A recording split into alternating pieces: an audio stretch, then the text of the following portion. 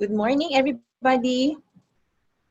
The Philippine College of Physicians, in collaboration with the Department of Health and with the support of the three GI societies, the Philippine Society of Gastroenterology, the Philippine Society of Digestive Endoscopy, and the Hepatology Society of the Philippines, presents you this webinar, COVID Landing on the Gut and the Liver. Before we start, let us offer a short prayer. Father God in heaven, good morning. We thank you for this wonderful day. We thank you for allowing us to have this webinar today. Lord, please guide us, bless the speakers, and we pray, oh God, that all the audience listening, Lord, will learn from this activity. Lord, I pray that your Holy Spirit guide everybody else. And please, Lord, bless the Philippines. All this we ask and pray through Christ's name. Amen. So good morning, everybody, once again. I am your moderator. I am Dr. Marie Michelle Cloa. I'm the president of the Philippine Society of Digestive Endoscopy and the chief of section of Manila Doctors Hospital, section of Gastroenterology and Digestive Endoscopy, and a member of the PSG Nutrition Council. So this is the latest data on the COVID taken yesterday, June 21, 2018. It shows us that the total number of cases is already at 30,052 patients. Now, out of these cases, there are 1,169 deaths. This gives us a case fatality rate of 3.88%.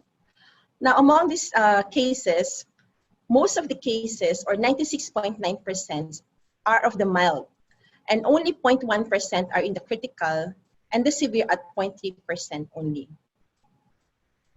So this is a data taken 2 days ago when the total number of cases is at 28,459. This slide shows you that most of the cases are still coming from the NCR, but broken down into the cities or municipalities, Cebu City tops them all. On the other side of the screen is the data on the utilization of beds. Now, among the total number of hospital beds in the Philippines, only 35.47% are being used at the moment. Now, the critical care utilization rate is at 33.67%, meaning this is the total percentage of ICU beds that are being used by our COVID patients. The bar graph below shows us that the death rate has gone down from the time that the COVID pandemic has started. So these are the two critical indicators. The case doubling time is now at 7.06 days. And the critical care utilization rate is at 35%, as mentioned. So given this background, today's webinar focuses on acquiring knowledge on the effects of COVID-19 on the digestive system, including manifestation, diagnosis, and management. Second objective is to highlight current best evidence and practice regarding COVID-19 and its implications in the management of GI nutrition and practice of GI endoscopy. Third is to present clinical implications of COVID-19 infection on the liver and present latest clinical practice guidelines on COVID-19 infection on patients with liver disease. So it's going to be a short program. May I now call on the President of the Philippine College of Physicians, Dr. Mario Paniligan, to welcome us all. Dr. Paniligan.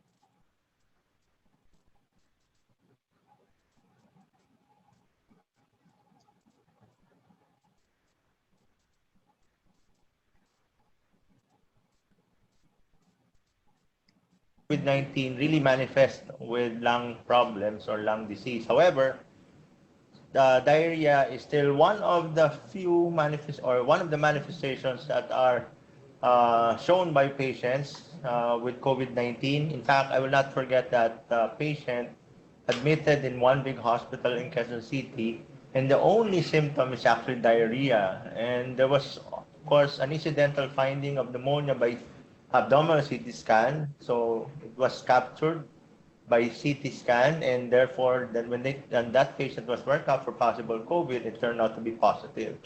And certainly later on, there are lots of patients who are presenting with diarrhea. And when you look at, of course, the mechanism why COVID-19 would manifest with diarrhea, we will know that the ACE2 receptors are actually found also not only in the lungs, but also in the enterocytes or in the small intestines, and therefore that will explain why the virus can in fact be isolated as well in the stool.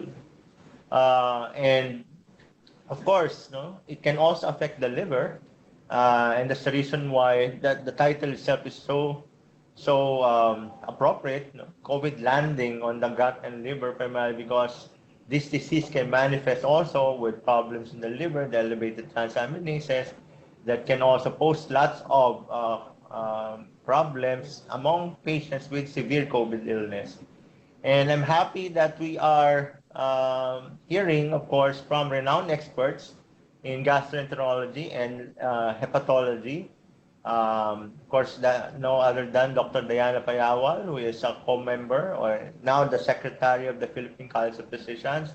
And of course, Dr. Ian Homer Kua, who is the current head, no, of the Institute of Liver Digestive and Liver Disease in St. Luke's Medical Center. So, welcome to all our attendees and those who have registered. Certainly, we will learn a lot this morning. Thank you very much.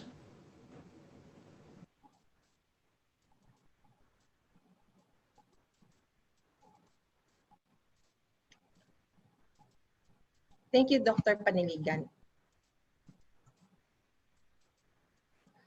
And so, welcome once again to those who have just joined us.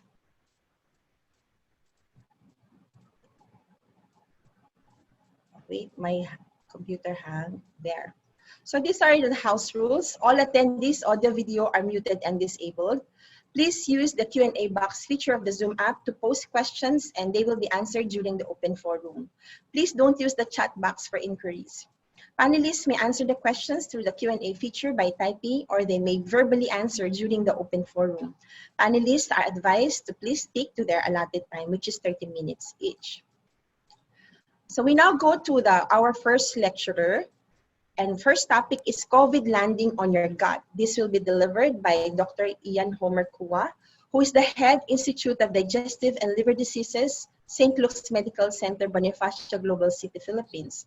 Also the head of the section of hepatology, the same SLMC, IDLD, Quezon City, and the chair of the Apostles Single Topic Conference 2022 on liver cirrhosis and its complications, Chair Ways and Means Committee of the 50th PCP Annual Convention, past President of the Hepatology Society of the Philippines, Executive Council of the Asian Pacific Association for the Study of the Liver 2015 to 2019, and the Secretary General of the 28th Annual Conference of the Asian Pacific Association for the Study of the Liver, Manila, Philippines. So, friends, let us welcome Dr. Ian Homer Kua. Thank you, Mitch, for that kind introduction. So I'm just going to share the screen.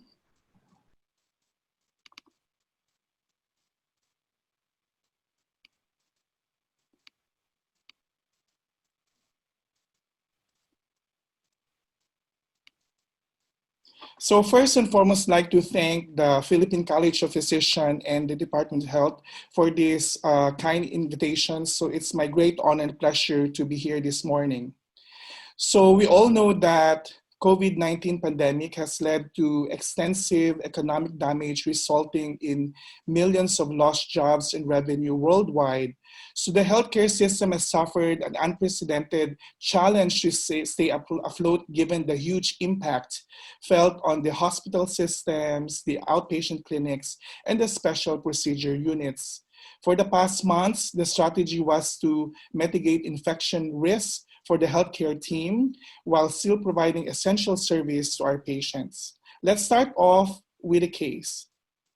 So for case number one, it's YS. She's 30-year-old female with a chief complaint of body weakness. She presented with diarrhea for 3 days and a fever for 2 days. She had a history of contact with her husband who came back from South Korea, and then she did some workup, and fecalysis was unremarkable, and she developed cough and shortness of breath on the second hospital day, and the chest x-ray showed bilateral lower lung infiltrates. and she's suspected to have COVID, and the COVID RT-PCR swab returned to be positive, and hence was referred to infectious disease service and was subsequently managed. So fever and respiratory symptoms remain the most common manifestation of COVID-19. However, some patients were also reported to have a typical disease presentation.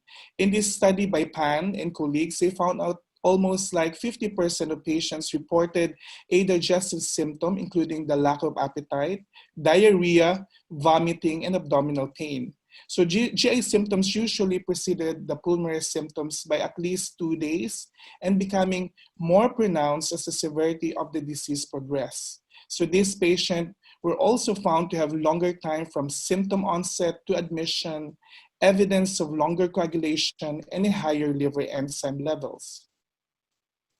So in our own review, we pulled 11 studies of COVID-19 patients from China, Hong Kong, and Singapore who presented with GI symptoms. Anorexia or poor appetite was most common, followed by diarrhea, vomiting, and nausea. So this suggests that SARS-CoV-2 may actively infect and replicate in the GI tract. Moreover, in a multi-center cohort of hospitalized US adults, approximately 2/3 of patients with COVID-19 reported at least one GI symptom, with anorexia and diarrhea being the most common. They did not find any correlation between the presence of the GI symptoms and the outcomes of hospitalization. They noted that the cardinal COVID-19 symptoms of loss of taste or smell are more common. In another large US cohort of patients with COVID-19, those with GI symptoms were 70% more likelihood to be tested positive. And among patients with COVID-19, the presence of GI symptoms was associated with longer illness duration and a lower rate of death during the short-term follow-up. So we have to bear in mind that the presence of GI symptoms such as diarrhea and nausea and vomiting may be the first and only coronavirus symptoms in our COVID-19 patients. So once you have these GI symptoms, it should generate suspicion of a possible SARS-CoV-2 infection and should be investigated to reach an early diagnosis of COVID-19. So in a recent meta-analysis of 43 studies with 10,000 COVID-19 patients, the pooled prevalence of diarrhea symptoms across these studies was 7.7%.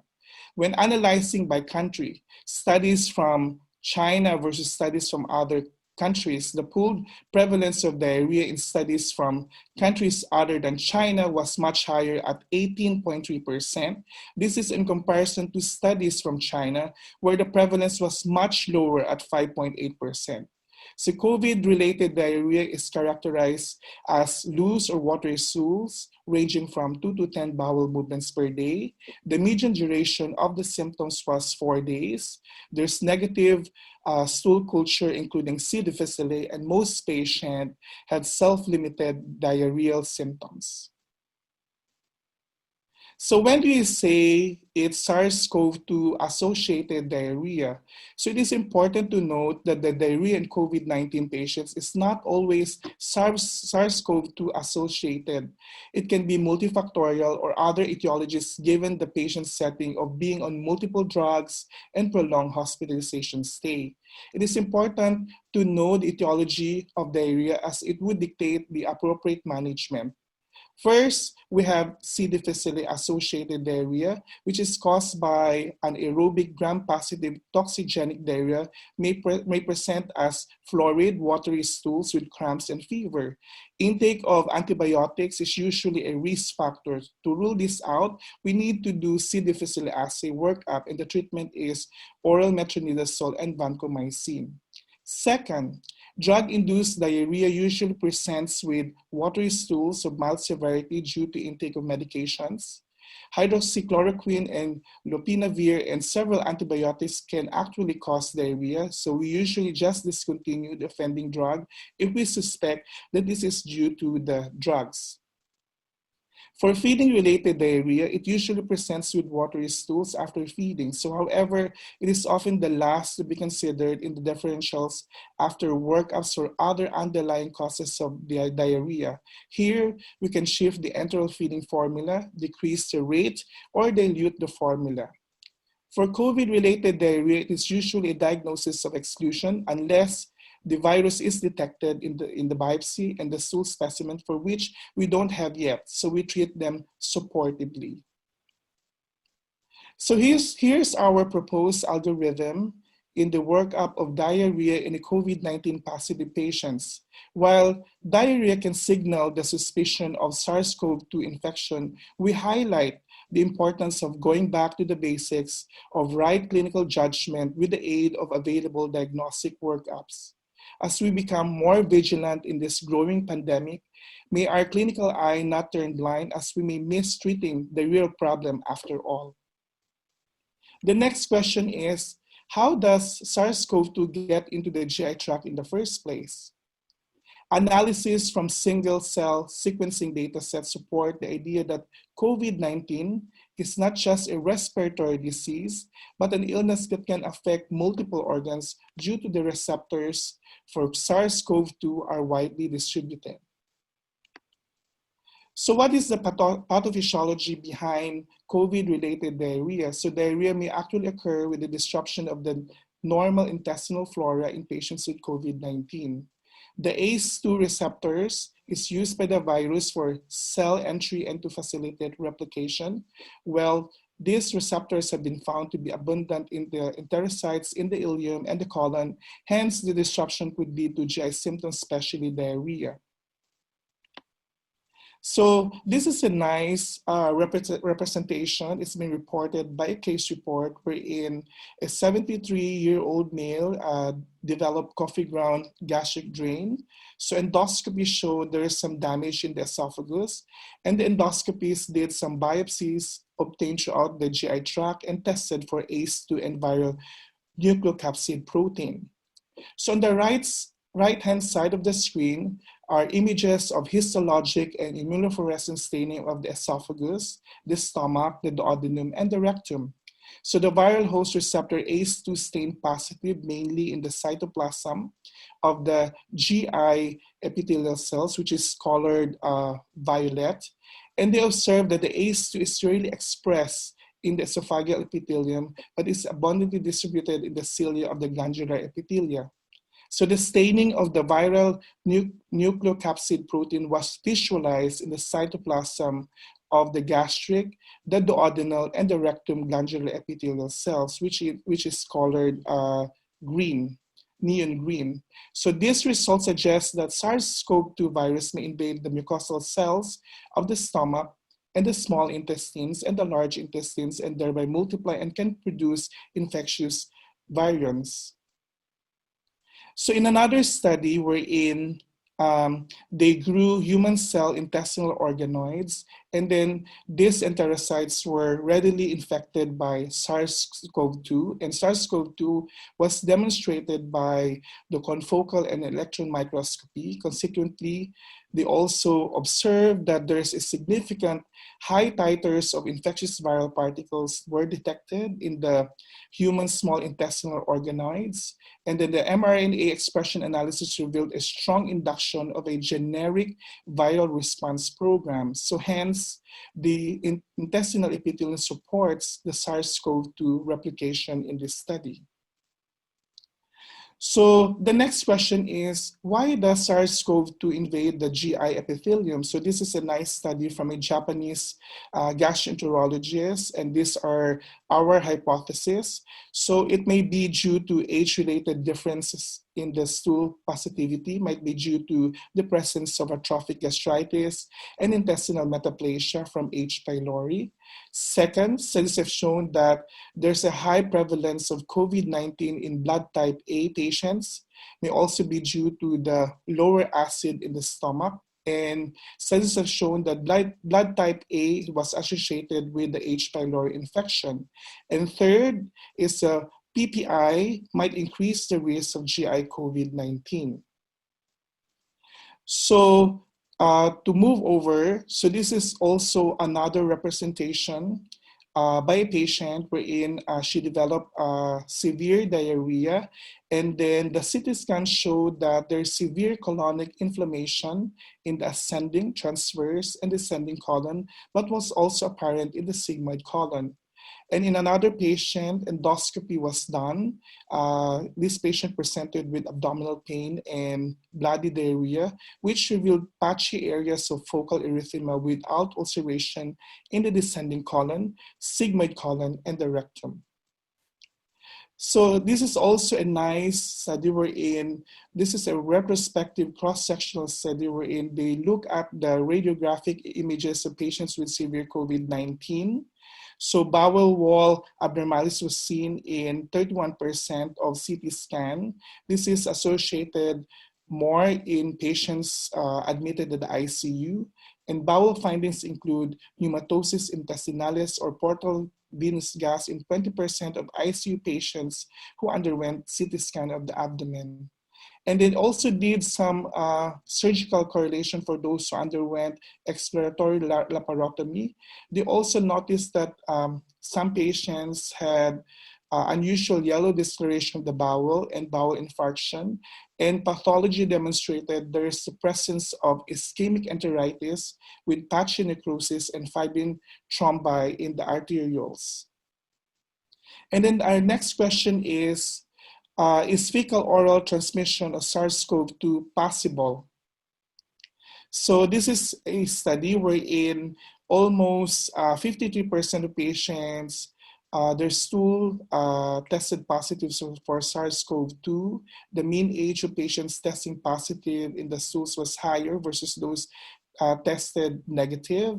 And the stool stayed positive for up to 12 days in the series. Even once the respiratory samples were cleared, the stool remained positive in 23% of patients.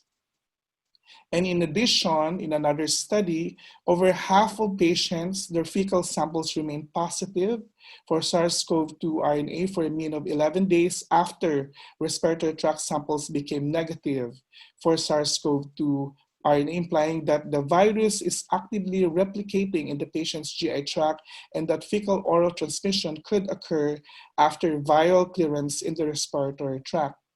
So in addition, in this particular study, the presence of GI symptoms was not associated with the fecal sample viral RNA positivity. The disease severity was not associated with the extended duration of the fecal sample viral RNA positivity. However, the antiviral treatment was positively associated with the presence of viral RNA in the fecal samples. So further research are looking into the viability and the infectivity of the SARS-CoV-2 in the feces. And a meta-analysis by the Hong Kong group revealed that viral RNA was detected in both the stool and the respiratory specimens in 68 out of the 138 patients with a pooled prevalence of 48% as shown in the image above. So let us go to this busy table below the cases where both the respiratory and the stool viral RNA were obtained from patients with COVID-19. The solid red circles represent the respiratory specimens positive for the virus, while the solid blue circles represent the positive stool samples.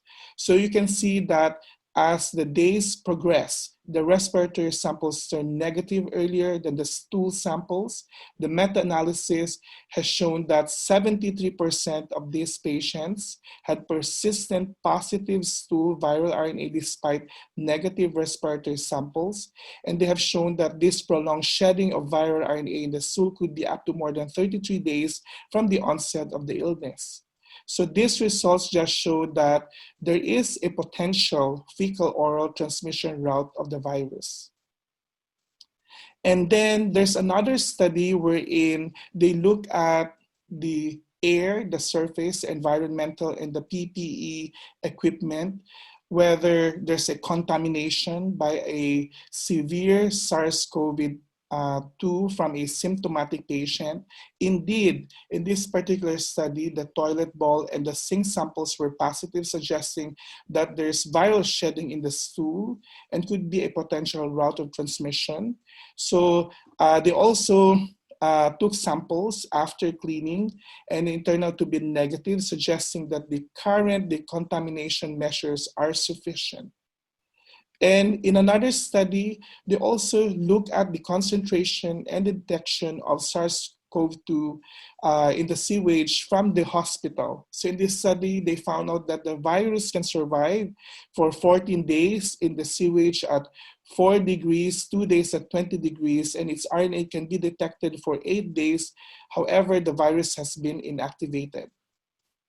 So this leads to us to many key questions before we can definitely address whether the SARS-CoV-2 is an enteric virus that can be transmitted via the fecal-oral routes. So this is the question. So we don't know whether the stool samples contains an active viral particles that can, lead to the fecal-oral route of contamination.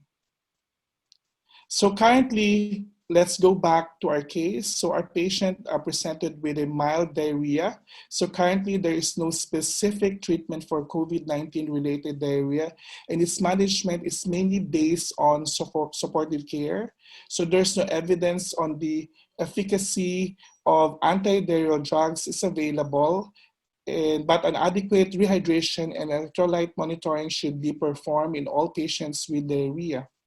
And the China's National Health Commission recommended the use of probiotic for the treatment of patients with severe COVID-19 in order to preserve intestinal balance and to prevent secondary bacterial infection.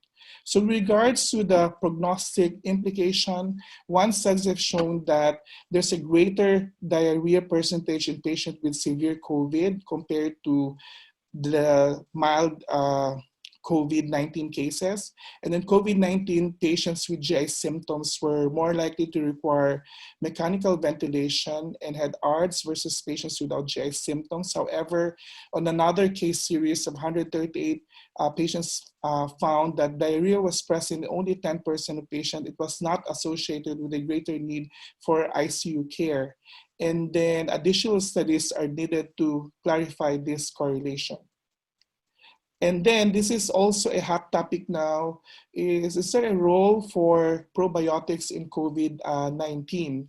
So in the context of the COVID-19, the use of probiotics may be plausible in the prevention of pulmonary infections. So it is also important to consider that the use of antibiotics and antivirals are often administered in patients with COVID-19, which could result in the alteration of the gut microbiota. So this is our short correspondence published in the Elementary Pharmacologic and Therapeutics Journal. So this is in a recent study in the Hong Kong group, noted a significant change in the fecal microbiomes among 15 COVID-19 positive patients. So the question now is whether the intestinal microbial dysbiosis is specific for SARS-CoV-2 infection or is exacerbated by the antibiotic use is still remain to be unknown. And then it has been shown that the baseline abundance of the Bacteroides species had inverse correlation with the COVID-19 severity and the fecal viral load of SARS-CoV-2. They also discovered that the actinomyces, an opportunistic pathogen of the upper respiratory tract, is present in the gut of COVID-19 patients. So this supports the potential benefit of probiotics following the gut-lung connection hypothesis. So the future of probiotics in COVID-19 is still unclear, and there is still much to be learned.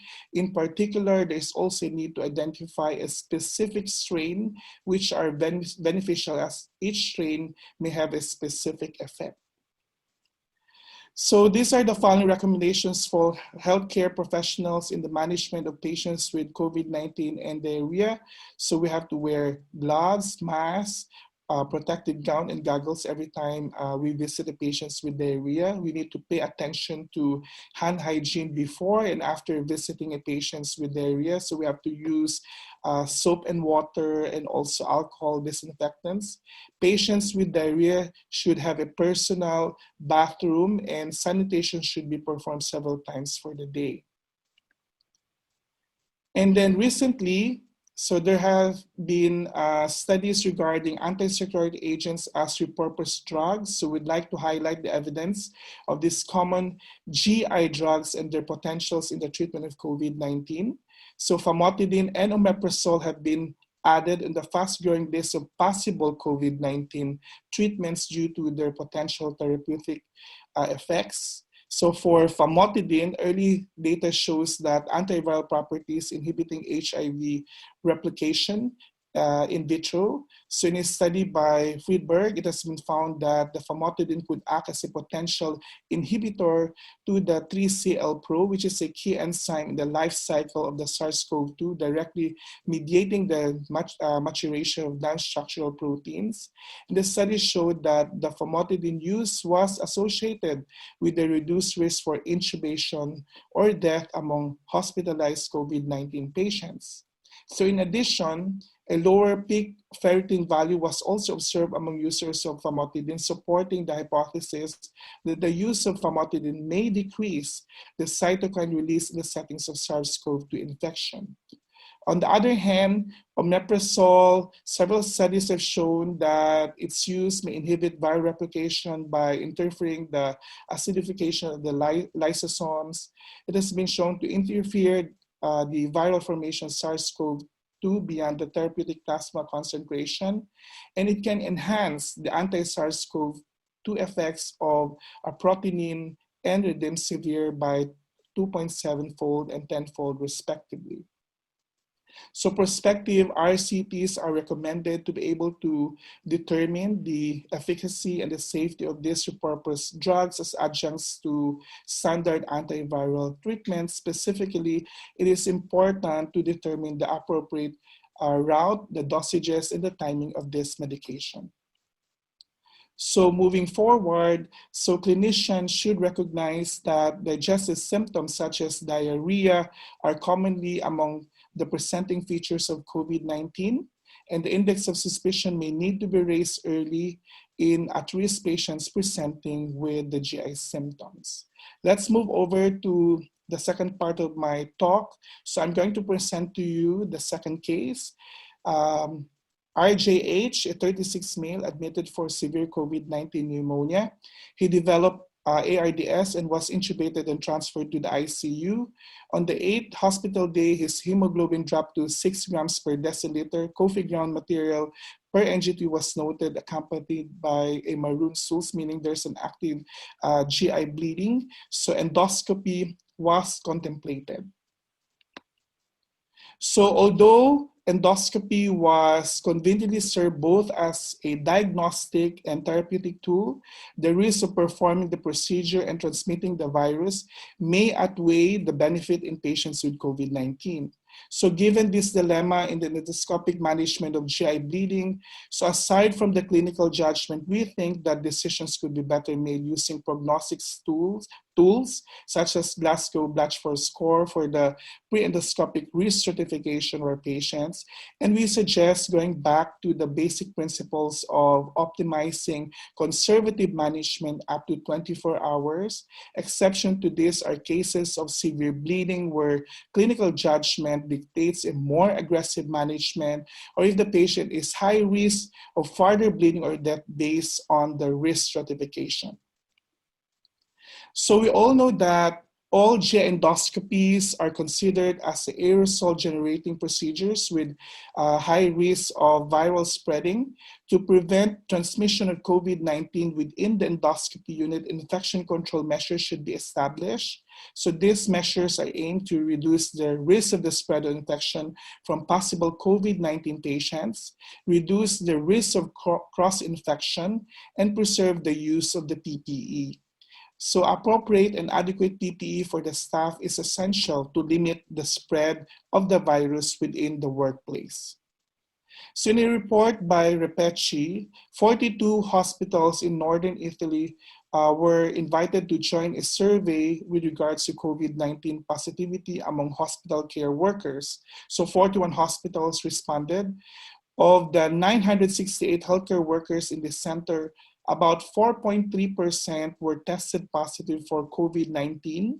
Less than 0.6% had to be hospitalized, none on ICU. So of these 42 cases, 86 occurred before the introduction of safety measures, including PPE and case selection, reduction of GI endoscopy. So this data also suggests that GI endoscopy appears to be relatively safe for both patients and medical personnel when using adequate protective measures.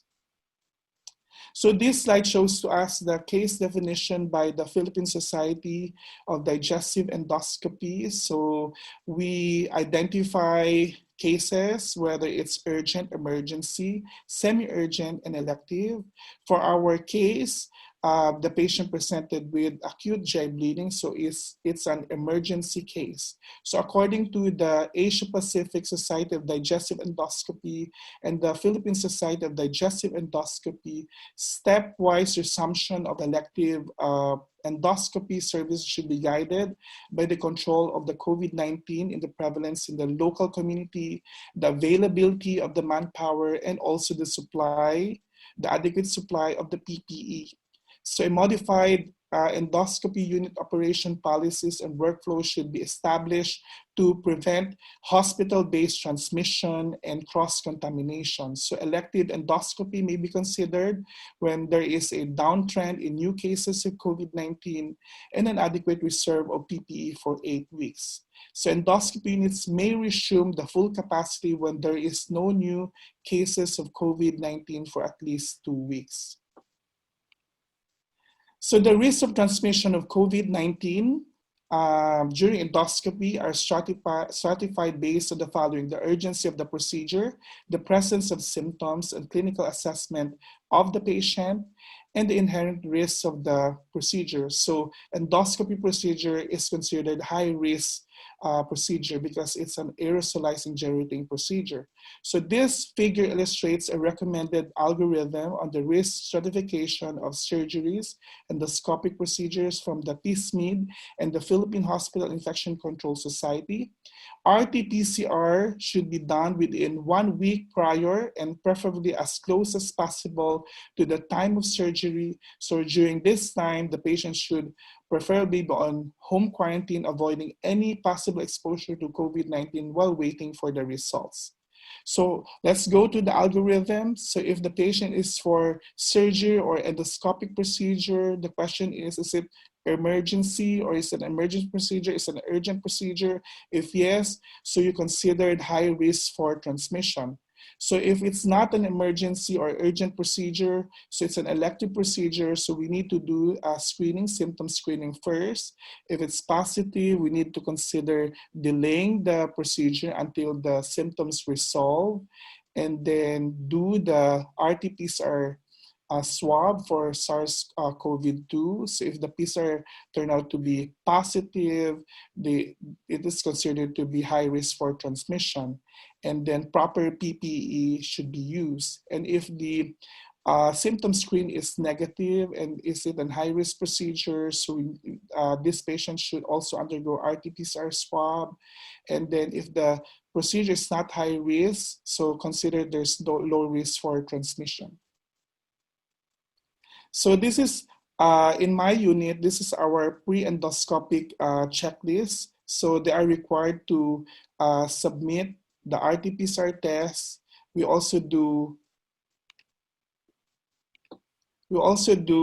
sorry.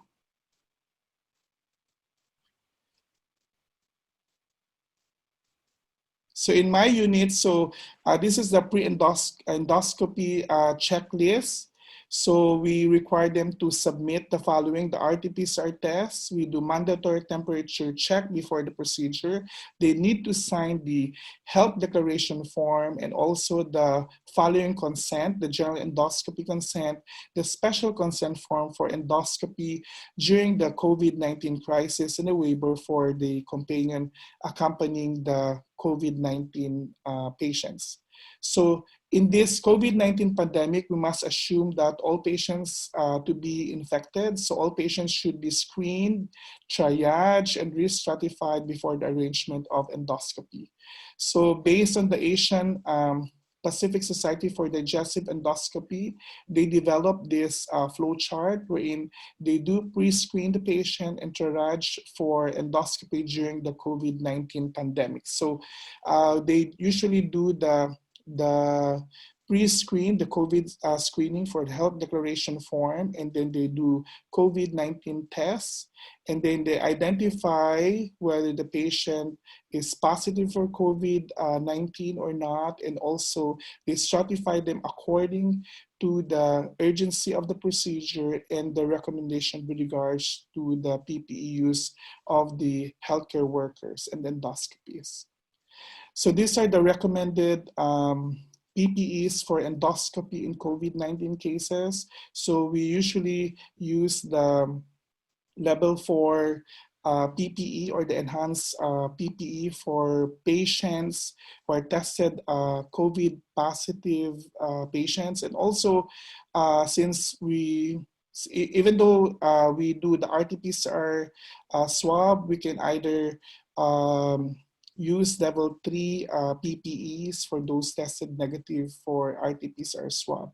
And then one study from China showed that the medical staff who wear N95 respirators and practice very strict hand hygiene were not infected despite being exposed in the high-risk departments such as the endoscopy unit.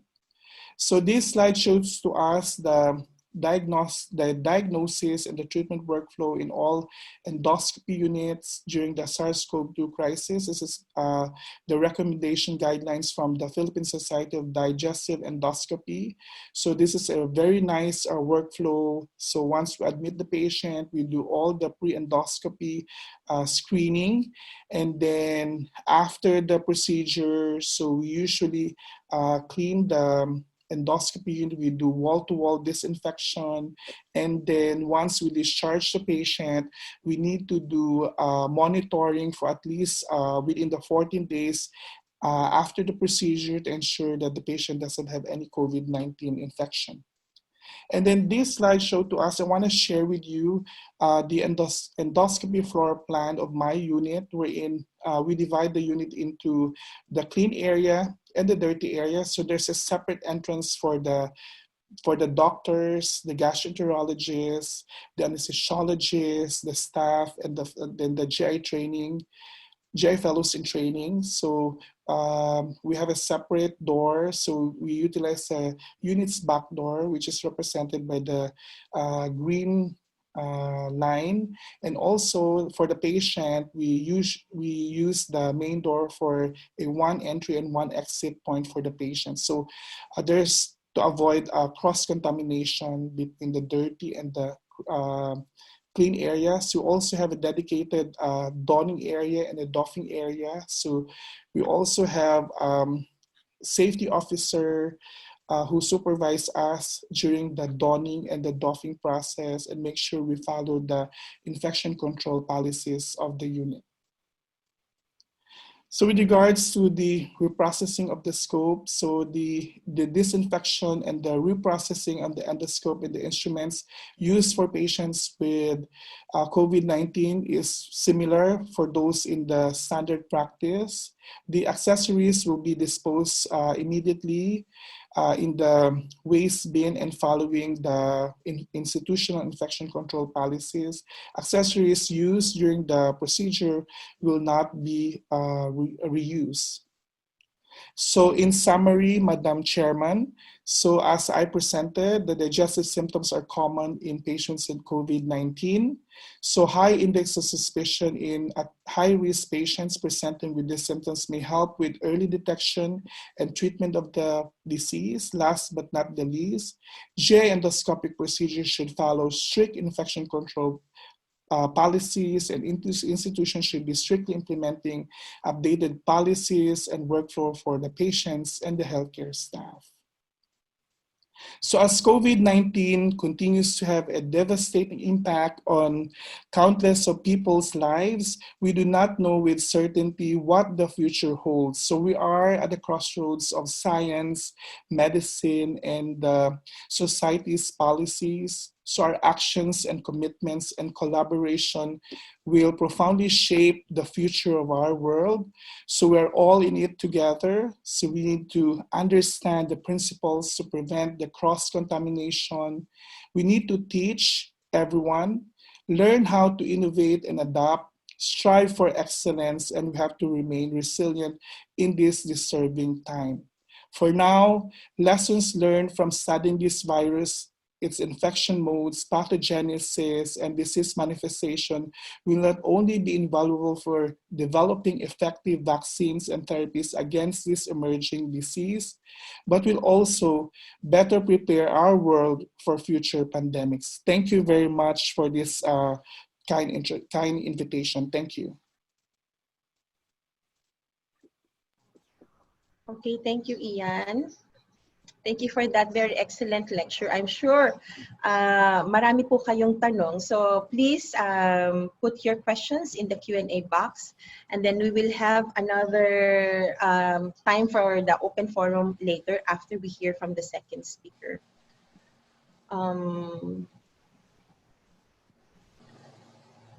Okay, so moving on. Can you see my slide? Yes, ma'am. The second speaker is Dr. Diana Payawal. She is currently the Secretary of the Philippine College of Physicians and the President of the Association, Asian Pacific Association for the Study of the Liver 2018-2019. So right now she is a faculty, a professor at the Fatima Medical University. Ladies and gentlemen, let us welcome Dr. Diana Payawal. Thank you very much, Dr. Floa, and thank you very much for this kind invitation. Am I clear, or can you hear me? Yes, ma'am. Okay, thank you.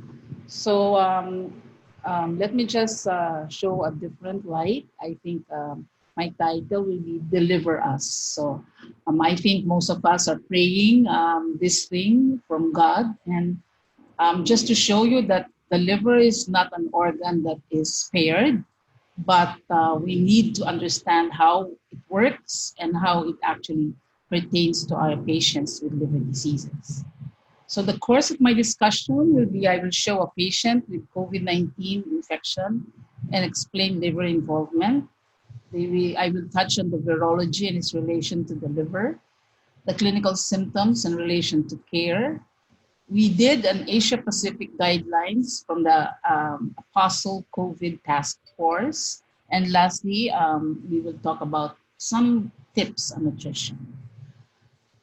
Okay, so this is the COVID-19 in the Philippines, and our question is always, will it end?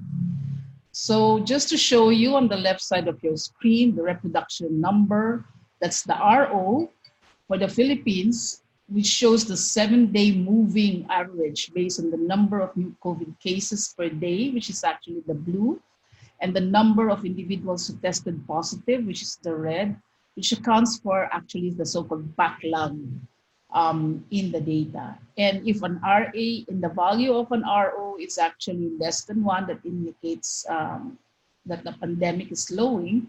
But you see the RO value in the Philippines is still spreading. It actually estimates about 1.2. So I think the pandemic is still spreading and the curve is not yet flattening. Just to the left side of your screen, show the case vitality rate. I noticed that our moderator gave a 33.2%, which is actually a drop from the case fatality rate when I first gave a talk in the Asia Pacific in about March. But you can see on the right side of your screen, that if you look at the total confirmed COVID-19 deaths per million people, you can see that the Philippines actually is the first in the Asia Pacific region. So this is something that worries us. Though we are going down, but still as of June 11, 2020, we actually topped the Asia Pacific. So let us now go to our strategy. This is a 58-year-old female with a chief complaint of subjective fever, abdominal bloatedness, and cough. The onset of the symptoms was about 5 days with diarrhea and abdominal bloatedness, and then developed fever. She presents in the ER due to the persistence of the diarrhea and slight shortness of breath. This patient recently traveled from the US. This is a patient I got early on in March. Medical history of hypothyroidism and stable on replacement therapy. There is no surgery. Social history, works as an accountant with no alcohol or tobacco use. Patient is hypertensive on amlodipine with a BMI of about 22.6. The initial workups as follows. What is highlighted here is that the WBC is 6.1. The AST is about 300, ALT is 280, total bili is 0.6 milligrams per deciliter. And the patient's INR is 1.1, the D-dimer of 0.6. The nasopharyngeal swab for SARS-CoV-2 is actually positive. So the clinical course shows that the patient was isolated with mask upon initial ER assessment. The O2 sat was increased to 5% and 4 liters by nasal cannula and more comfortably appearing. On chest x-ray, there was a bilateral patchy airspace opacities, no pleural effusion, and the EKG was tachycardic. So how do we assess this patient? So if you look at the classification of COVID-19 disease entity, disease states and potential therapeutic targets, this is the escalating phases of the disease progression with COVID-19, the different signs and symptoms and potential phases of specific therapy below the screen. And you can see here that our patient probably is in the stage 2 because you have an abnormal chest imaging, you have transaminitis, and the procal was not, well, as I mentioned, this was initial. So there was a low and normal procal at this time. So if you look at the viral response of our patients, you can see here that the viral response is actually less, but the host inflammatory response is increasing as you go to your patients in stage 2, which is the hyperinflammatory state. So you can see here that this is how the SARS-CoV-2, and I think everybody knows this, it hypes on the ACE2 receptor. And there are 2 ways to enter. This is a transmembrane serine protease, wherein the viral spike protein primes itself, enters and facilitates its entry. Let me just get my pointer in. Facilitates its entry to the cell via the S protein. And once inside the cell, the viral polypeptides are actually synthesized and encodes the replicase transcriptase complex. And this then is how it is synthesized to complete its assembly and release the viral peptides in the body. So you can see, I'd like to hype on 2 ways it enters.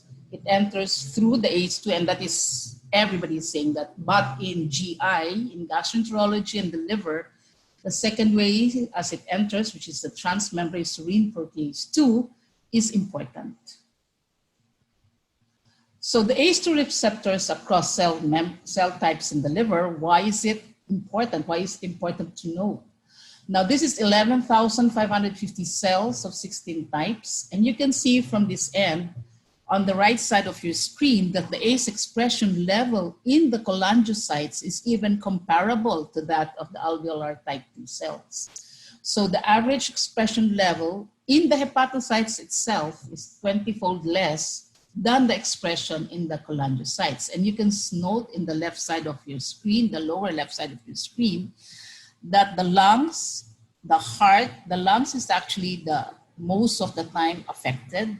but the liver is actually 15 to 40%, and the gut is about 20 to 30%. So in essence, because of this finding, the cholangiocytes, which is 60%, are affected because of the ACE2 expression. The hepatocytes per se, so if you see hepatocellular injury, but the hepatocytes is only 3% of the hepatocytes that is ACE2 expressed. And of course, the immune and stromal compartments. So just to let you know that the hepatocytes is only 3%, it's the cholangiocytes, which is 60%, that is actually affected. So looking at it closely, it is the smooth muscle contraction that is seen all over the GI tract, and it is a transepithelial membrane replication of the CoV2, which is actually why you present with diarrhea, and Dr. Kua elaborately discussed that. So just to reiterate, the liver, the colon is actually affected on the same way, and you see the reason why ACE2 receptors actually also hypes on the liver. So why is it so? Because the patients with the ACE2 expression is actually significantly increased in liver injury. So that is the reason, because the RAS is actually activated in patients with liver disease, and it is the upregulation of the ACE2 as a response to the chronic liver injury that is actually expressed. So on the right side, this is the elaborate study in cirrhotic patients, which suggests that an increase in ACE2 receptor is actually a general feature of liver injury. So in other words, the RAS is actually activated, and you can see the upregulation as a compensatory mechanism to the ACE increase. And this then is why the ACE2 expression is actually increased in hepatic injured cells. So in other words, in cirrhotic liver, the ACE2 expression is significantly increased as compared to normal. So looking at it closely, this is the upregulation of the ACE2. You know that the angiotensin 2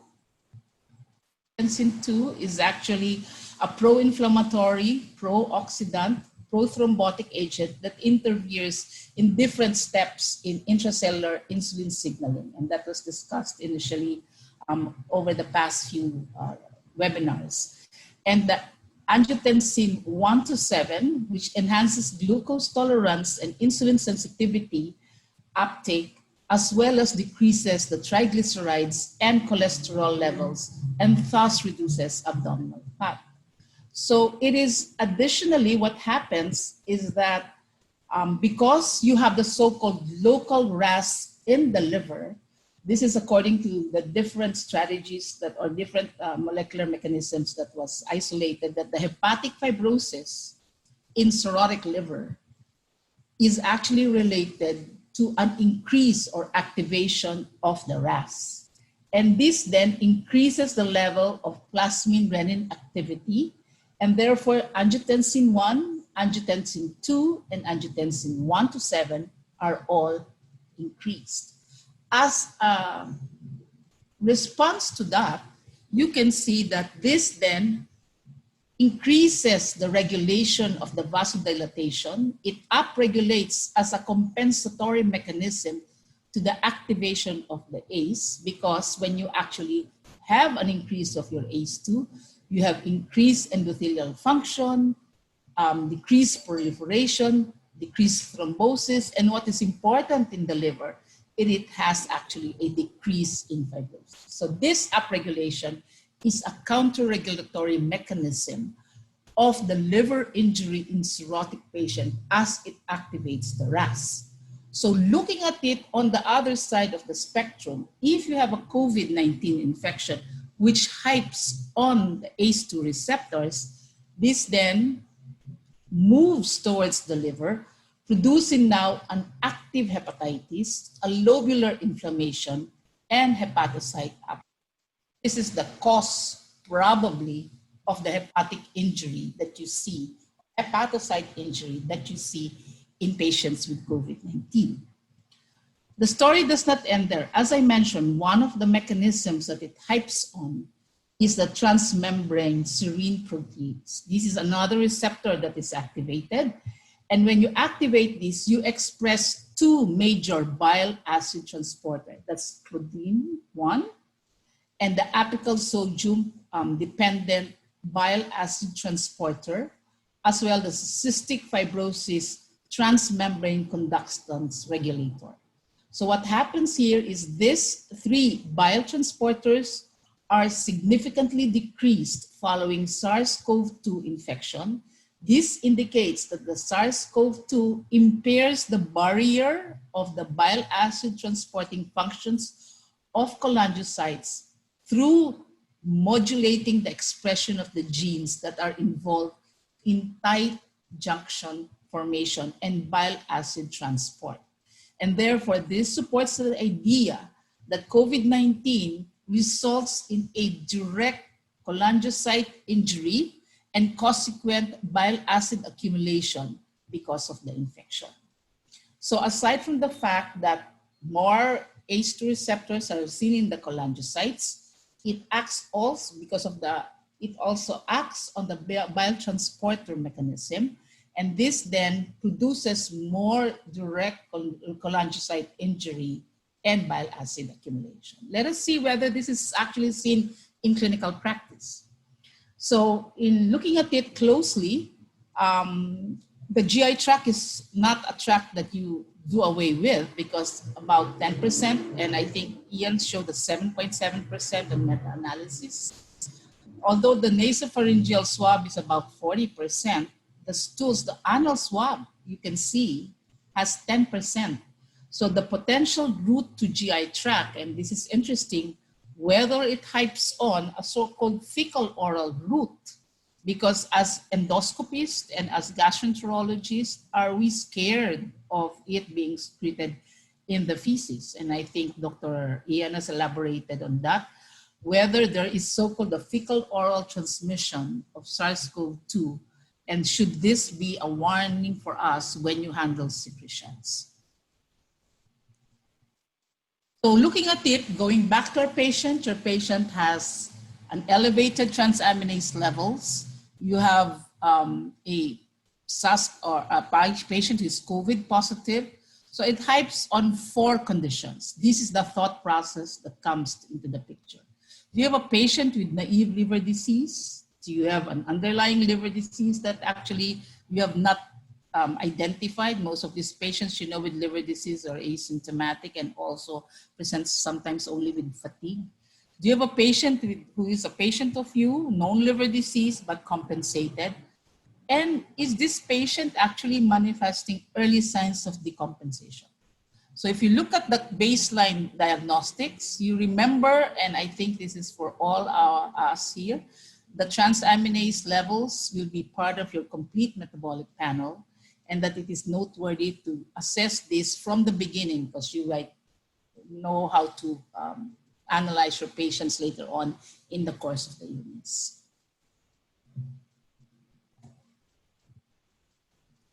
So just to remind you that the COVID-19 from this scenario, hypertension, diabetes, cardiovascular disease is well known. And it is not directly a hepatotrophic virus. And therefore, chronic liver disease doesn't seem to be something that is of concern. But you can see that some of these patients do present with elevated transaminase. So what is happening to this patient? This virus is not directly hepatotrophic, does not directly affect the liver. What then is the cause of some patients? And I will show you our study in the Asia Pacific region of the data showing that some of these patients do present with decompensation. So this is an interesting study. I'd like you to highlight on it.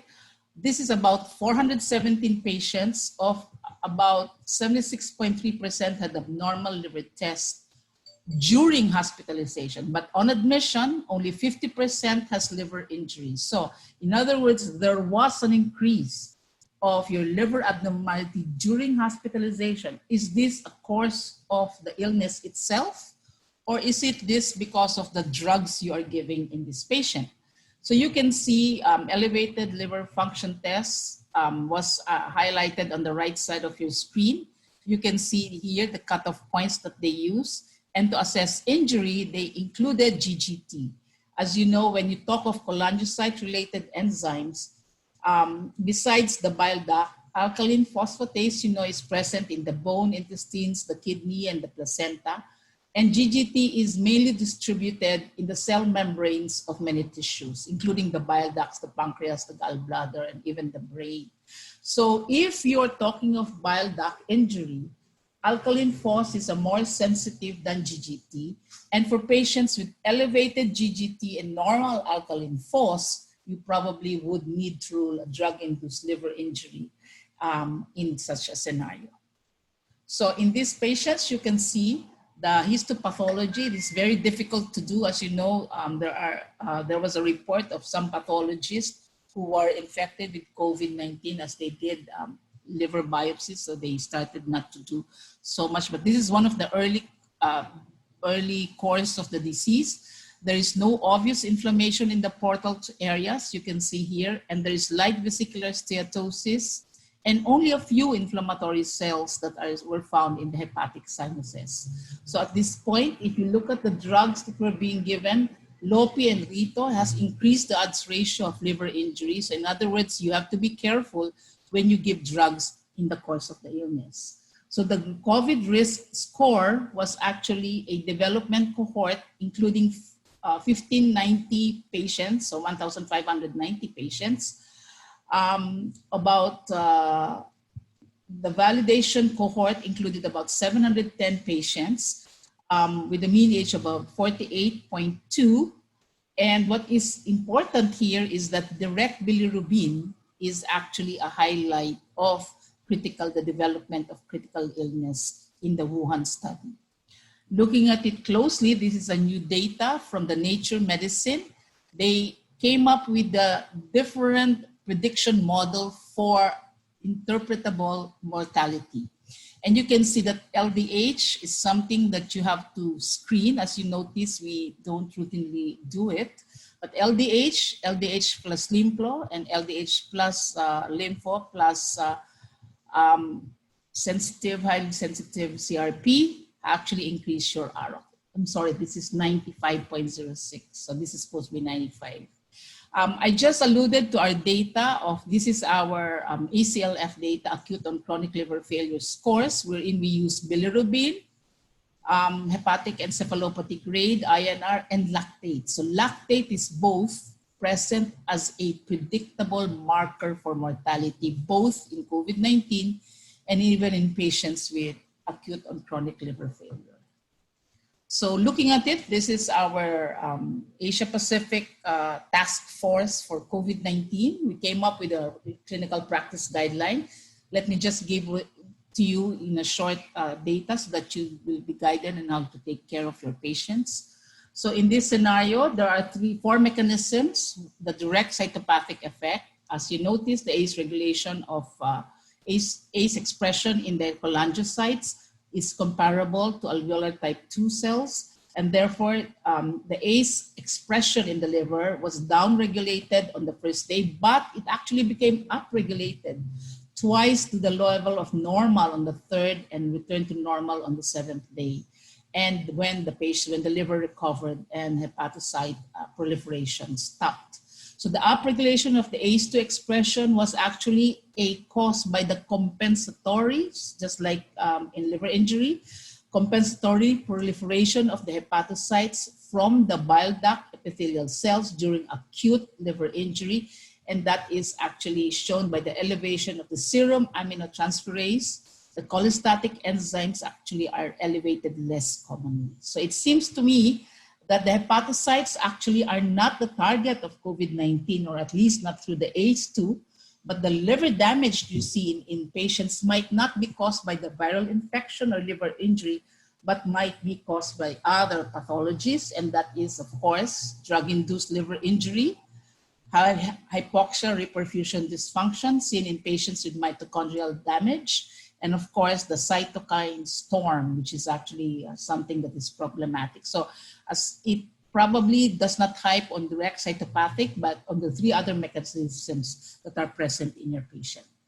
So when you're presented, this is our guideline with elevated transaminase. You are endemic for hepatitis B, so you have to screen Hep B, anti-HCV, and of course IgM HAV, and of course IgM HEV. We do not have this here.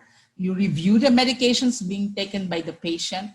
It is mandatory for us to do a ultrasound just to assess, but you can see that this sometimes in COVID positive patients, you have to shelve it, and not unless you have a clinical suspicion of biliary obstruction or hepatic vein flow. So if your liver enzymes are improving, then you continue monitoring. It becomes worse, then you have to exclude other causes. And remember the drug-induced liver injury, antivirals, antibiotics, antipyretics, hepatotrophic drugs. Actually, this needs to be reassessed. And when you talk of drug-induced liver injury, you follow the guidance of the FDA, and these are the different drugs in the market, close monitoring of it. This is our data that you can see here that some of them are over incidence, but most of the time it's the remdesivir, which is actually 21 to 24%, do present with liver function abnormality. Hydroxychloroquine is about 26 to 26% versus placebo. And you can see on the right side, extreme right side of your screen, that careful monitoring and stop when your ALT/AST is actually more than 5 times or your bilirubin is more than 2 times the upper limit of normal. So this is our data. This is our present data. We have 408 confirmed COVID-19 cases across 13 Asia-Pacific countries, and this is we are part of this. Of the cases, 180 had no pre-existing liver disease and another 5 with inadequate data. Although the 228 data of the chronic liver disease were included, only 20% with cirrhosis and about 81% without cirrhosis were included. So what is important here is that if you have cirrhosis, no cirrhosis, it is actually the presence of the cirrhosis that is related to disease severity, liver injury profile, very aggressive disease course, and liver-related complications. So looking at it closely, this is our study that we are publishing in the next few months. If you have a chronic liver disease without cirrhosis, only 11% has severe COVID. But it becomes different if you have a cirrhotic patient, and it becomes different if you have a decompensated cirrhosis. So it goes as high as 30% or 33%. Liver injury got even higher to 80%. And mortality for patients with cirrhosis with liver injury is as high as 40 to 50%. In fact, I lost 2 patients during this COVID illness which presented with liver injury. So in essence, you have a survival using the Child-Hughes class. You can see that patients who have very good Child-Hughes class actually will survive better than those who have a problem related to it. Looking at it closely, that the pattern of liver injury in patients with chronic liver disease was suggestive of a dominant hepatocellular injury. And this is just showing you that the serum ALT levels were higher than the AST. This is totally different from what they see in the US. So therefore, the direct hepatocyte damage or any indirect injury through the immune-mediated mechanism should be assessed.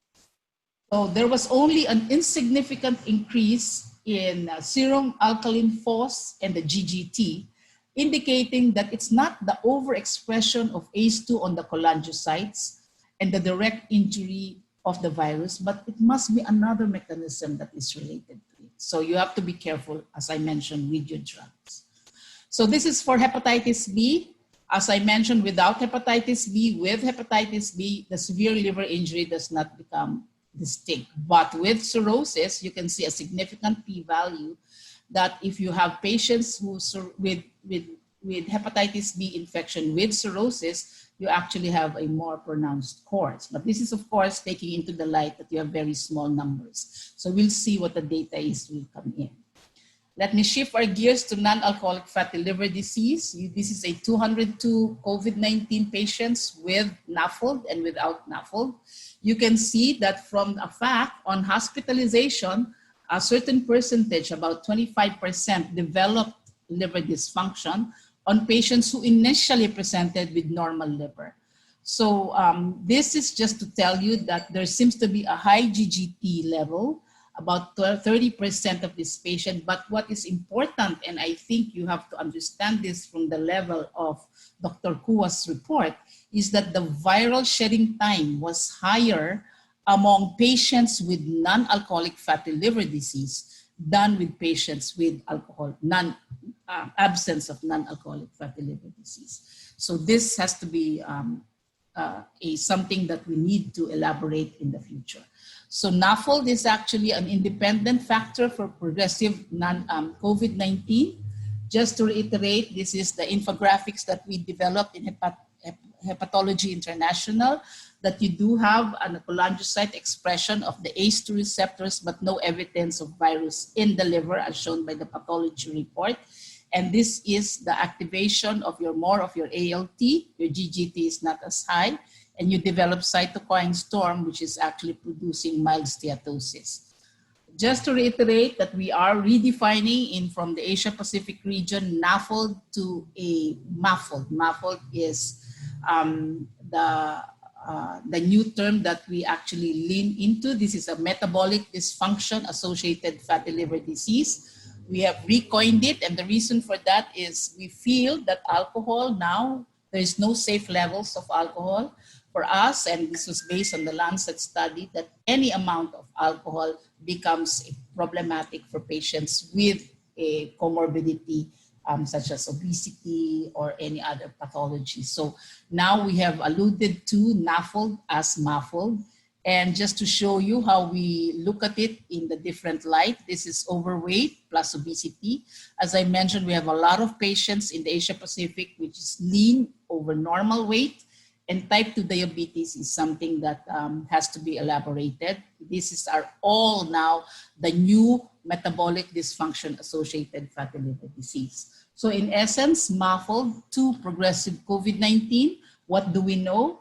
That there are other coexisting factors: cardiovascular, non-insulin type 2 diabetes mellitus, obesity, increased pro-inflammatory cytokines, all leads to a progressive non-alcoholic fatty liver disease. So this is our clinical practice guideline.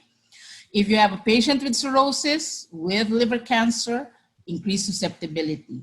If you have a stable chronic hepatitis B or hepatitis C, you actually have increased susceptibility. But for patients with chronic hepatitis B, MAFLD, and cirrhosis, possible risks are problems. So this is the guideline. You have a patient with chronic hepatitis B, positive for COVID-19. It is wiser to continue your hepatitis B treatment. And for newly diagnosed case, negative COVID, then you have to put your patients in antiviral depending on the strategy of the Asia Pacific region. We have already our guidelines set forth. So for patients who are positive for COVID, then hepatitis B and C on treatment, you continue. But for those initiating no treatment at all and it's newly found, if there is clinical suspicion of a hepatitis B flare, and planned treatment for interleukin-6 monoclonal antibody, you may have to start treatment in these patients. In patients with advanced liver disease, you have to document it and discuss options with your patients. In patients with imaging for liver cancer, if you have stable imaging or stable liver cancer, you have to just continue telemedicine. If you have a high risk, and high risk for liver cancer is cirrhotics, are patients with chronic hepatitis B, then it's mandatory that you do liver cancer surveillance adhering to the planned schedule.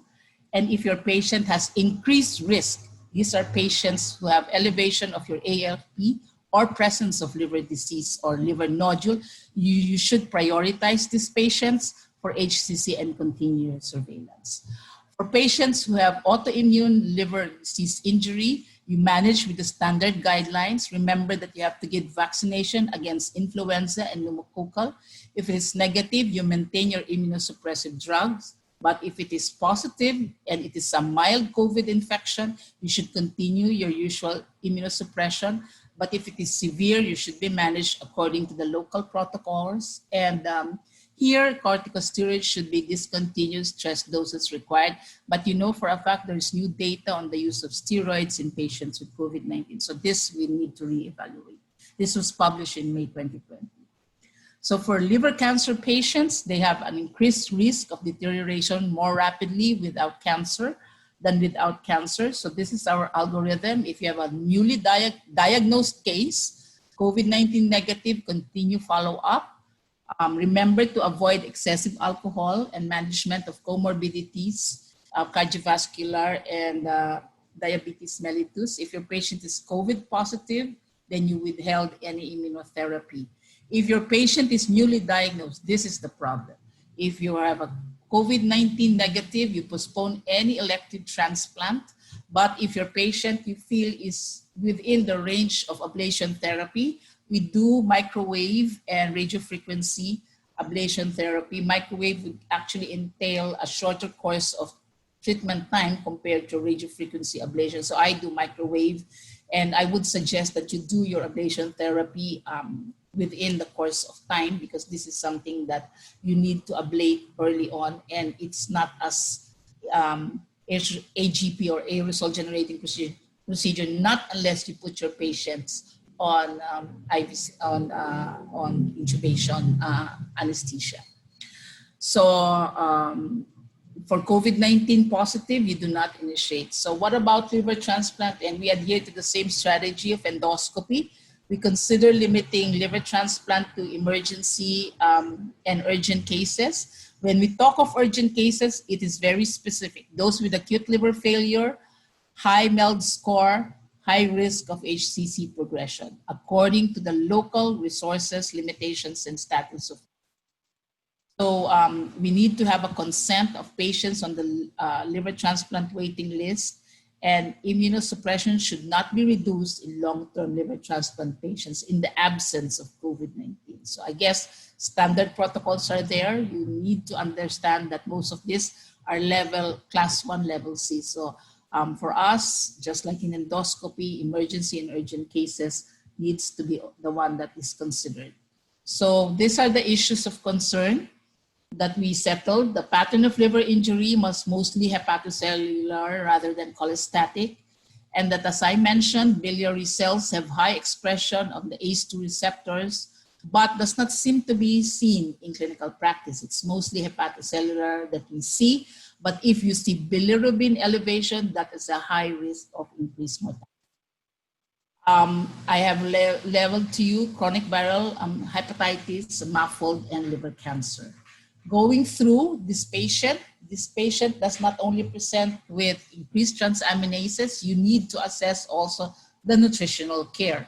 And when we do nutritional care analysis, we have 4 years. You do nutritional assessment, you diagnose, you intervene, and of course, you monitor. So these are the 4 risk management assessment. You identify your risk, you assess your risk, you control the risk, and of course, you review every now and then your strategy.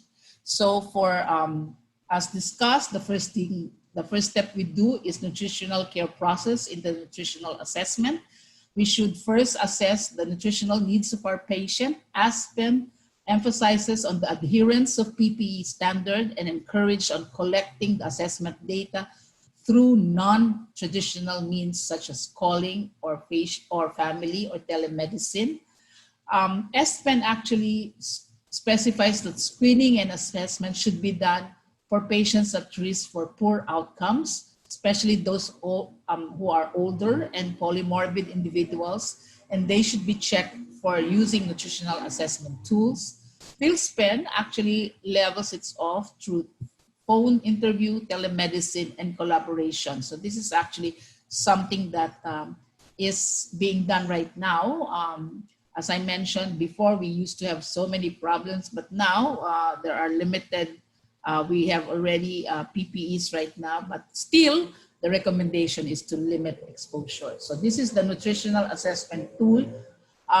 that is being done in a lot of centers. I do advocate that this is a very easy tool that you use. It is for a set of questions, and you put it in your nutritional assessment and risk level form. So in essence, when you have a patient for if assessed to be at risk for malnutrition, it is advised that most of these patients will seek diet counseling even from to optimize their nutritional status. Dietary restrictions that may limit dietary intake are avoided, as this is not the time for dieting.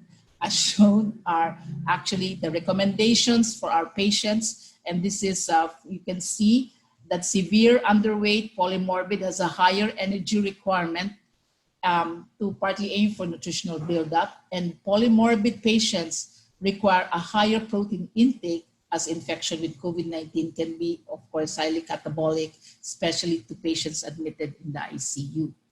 So for nutritional, for non-critical patients, the recommendation is on supplementation. This is actually in general low levels of micronutrients such as vitamin A, D, E, and B6 and B12 and zinc and selenium have been associated with adverse clinical effect. And this study by Zhang and Lu has shown that supplementation is recommended to include even omega-3 fatty acids in COVID-19. While it is important actually to prevent and treat micronutrient deficiency, I've shown you that drug-induced liver injury is something that you have to take note, and that the empirical use of supratherapeutic amounts of micronutrients might not really be evidence-based. So there is no established levels that to use supratherapeutic amounts of micronutrients that could prevent the clinical outcome. What about exercise? This is a regular physical exercise.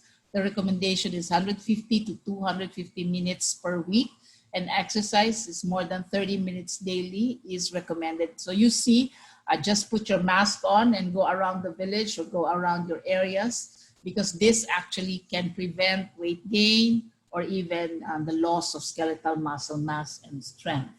Looking at it on oral nutritional assessment, the European guidelines emphasize this, that oral nutrition supplements should be used as part of your adjunct armamentarium whenever possible to meet different patients' needs when we do not actually have or get the nutritional target. It should be started during hospitalization within 24 to 48 hours, and patients mostly at risk should receive at least 2 servings of energy-dense ONS or oral nutritional supplement, at least 400 kilocalories per day, reaching 30 grams or more protein per day, which should be continued even after discharge from the hospital. So you can see here that oral nutrition or oral route definitely is recommended over parenteral route. So just to reiterate, this is a slide of the 3 guidelines. You have to look at it in different aspects. If your patient is already critically ill, so what is the hype of all of those? One is that early nutrition within 24 to 36 hours of admission to ICU. In intubated and ventilated ICU patients, EN started through NGT, and placement of enteral access may provoke coughing. Remember that this may be considered aerosol generating procedure. So looking at it closely as far as the dose is concerned, feeding should be initiated with low calorie and extended to full dose EN slowly over the or over the first week of critical illness. So just to reiterate that there is a higher protein requirement, and this is actually an increase in the protein intake during this phase, which actually improves survival. And the low dose enteral nutrition is also to prevent the risk of refeeding syndrome, which is actually most especially in patients with high risk. So what about those in prone position? So just to show you that this is a sample of the feeding protocol used for patients in prone position. It starts with trophic feeding with increasing calorie prescription daily. Remember that the gastric residual volume is monitored prior to progression to feeding weight within the day. Now, of course, during COVID-19 infection, there is reassessment of refeeding syndrome because sometimes you have to have less exposure to the patient. So just to reiterate how to do it, continue to feed at not at bolus, but at 20 ml per hour for 8 hours unless you have a gastric refeeding volume of more than 250 ml. So in essence, this is the setting. You have the ward, the ICU day 2 and rehab. Just to show you, this is from the SPEN expert guidelines showing that you can actually progress your patients along the way for nutritional support strategy. So this is the concept map we presented initially during the early parts of this month. I think on March the Nutrition Council of the Philippine Society of Gastroenterology presented this concept map that if you have a patient in nutritional therapy of critically ill patients with COVID-19, there is actually the timing in the dose, enteral nutrition within 24 hours, parenteral nutrition if high-risk patients with escalating vasopressors and septic shock. You have a route, NGT is recommended, EN is preferred to PN, and continuous over bolus EN is recommended. For those with nutrition for patients on prone position, EN is preferred, and keeping the head elevated at least 10 to 25 degrees will lessen your gastric GRV, gastric residual volume. So lastly, I think we came up with this webinar to assess that nothing in life is to be feared, but only to be understood. So now it is time to understand more so we may fear less. And I think the Philippine College of Physicians has supported this activity with the Department of Health to less the fear, because once you understand a lot of things, you can actually be armed to fight this virus. So again, thank you for listening, and we'll be happy to answer your questions. Thank you. Okay, thank you, Dr. Payawal. Okay, we're now ready for our open forum.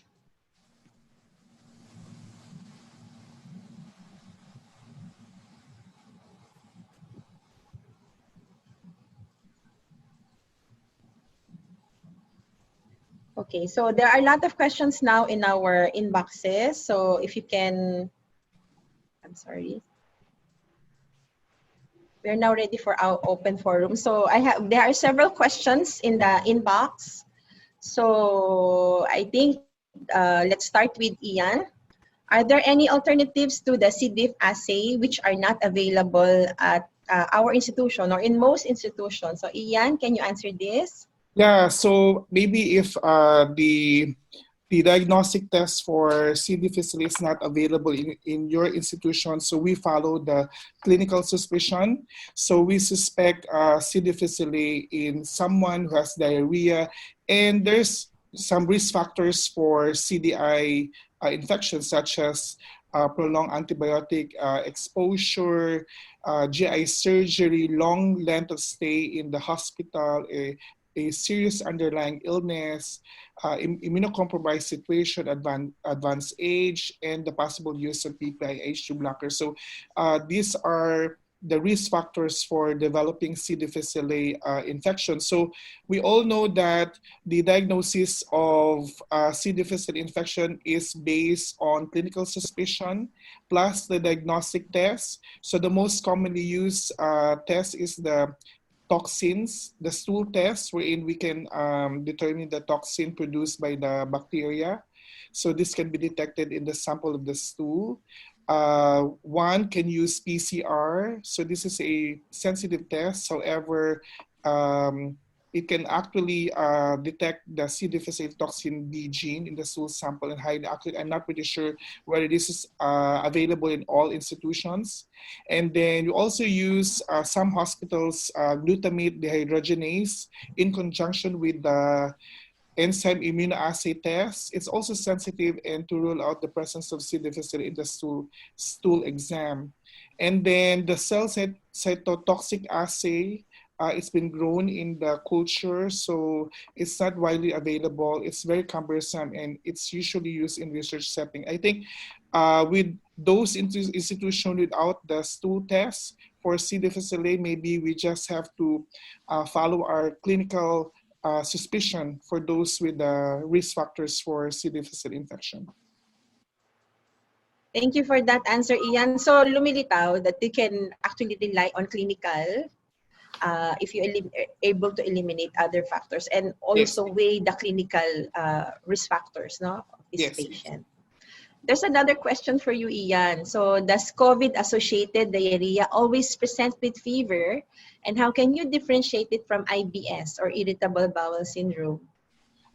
Usually for COVID-related diarrhea, so they usually maybe present with the diarrhea 2 to 3 days before they have the respiratory symptoms. And then that's the time they develop fever, the respiratory symptoms. And then with regards to the IBS, we follow the Rome criteria, where it will require that patients should have recurrent abdominal pain on average at least 1 per week during the previous 3 months. So this is a chronic disorder associated with changes in the defecation, and also we also look into the abdominal pain or discomfort and relief with bowel movement. I think also, Ian, thank you for that answer. I think ang question din niya is pwedeng COVID na diarrhea lang presentation or laging meron siyang fever to suspect that it is COVID, or it can just be diarrhea alone. Yeah, maybe it can, syempre nandun pa rin yung high suspicion natin whether this is COVID. So we have to follow the temporal profile ng patient, diba, kung kailan sila nag-develop ng symptoms. So very important yun. Yes. So nandun pa rin dapat yung clinical eye natin. Right. Tama.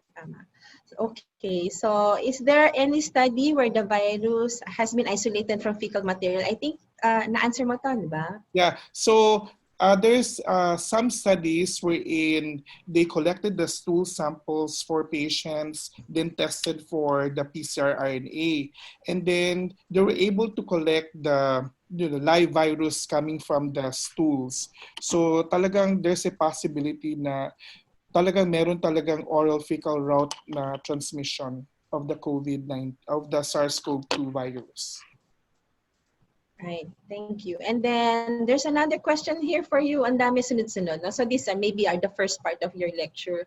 What PPE do you personally use during endoscopy? Is it impermeable or coveralls? And I've noticed that some HCWs or healthcare workers prefer coveralls despite the more difficult way of proper doffing. So any comment on that? So, so that's very important, no, if we do endoscopic procedure, which is aerosol generating procedure. So that's the reason why we do pre-endoscopy screening, diba? So we require them to do the RT-PCR test. Mas maganda within 72 hours prior to the procedure. So for COVID-19 positive patients, so we have to weigh, diba? Is there a need for them to undergo endoscopic procedure? So kung hindi naman, wala talagang urgent need. So we just usually wait for like 14 days, di ba? Baka ma-resolve na yung mga symptoms nila. Pero kung mga urgent at sa emergency na kunyari COVID-19 patients, tapos may GI bleed, tapos despite the medical management, nag-bleed pa rin. So we don't have any choice but to go in.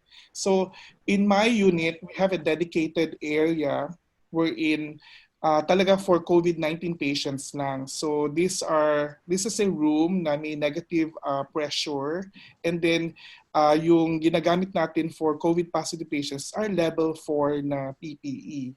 But for our clean area, which is the main area natin sa yung pinakita ko kanina, so what we usually do if negative naman sila ng COVID, tapos pumasa sila sa health declaration form, might as well we can perform the procedure using level 3 PPE. So instead of using the coveralls, we can use the impermeable gown. But syempre, I'm not pretty sure some of our colleagues, even though na lumabas yung guidelines that we can utilize level 3 for COVID negative patients, but some of us, to feel safe, Yes. gumagamit pa rin tayo ng level 4 na PPE. Yes, so no proper PPE, no endoscopy, di ba Yes. yan? So may policy tayo. So if we perform endoscopy procedure, kailangan talaga kompleto yung PPE. We will not proceed with the procedure without the proper PPE. And So this is for the coveralls means protection. level 4 yun. Yes. So this is yung coveralls, meaning yung bunny suit, di ba? So talagang this is to prevent cross-contamination sa endoscopy. So syempre, nandun yung mga staff natin, yung mga doktor. So ayaw natin na magkaroon ng cross-contamination sa loob. Yes, agree. And then when in doubt, level 4 PPE na talaga. Level 4 alternative. PPE Yeah. talaga. Talaga. Now here, so how do you monitor the patients for 14 days post-endoscopy? So I think ito yung question of post-endoscopy follow-up. We Yes. follow them up, right? So Yes. how do you follow up? Via So course? what we usually do before the patient get discharged, di ba? So we usually give them some instructions. So parang health declaration form din nila na so you have to watch out these symptoms.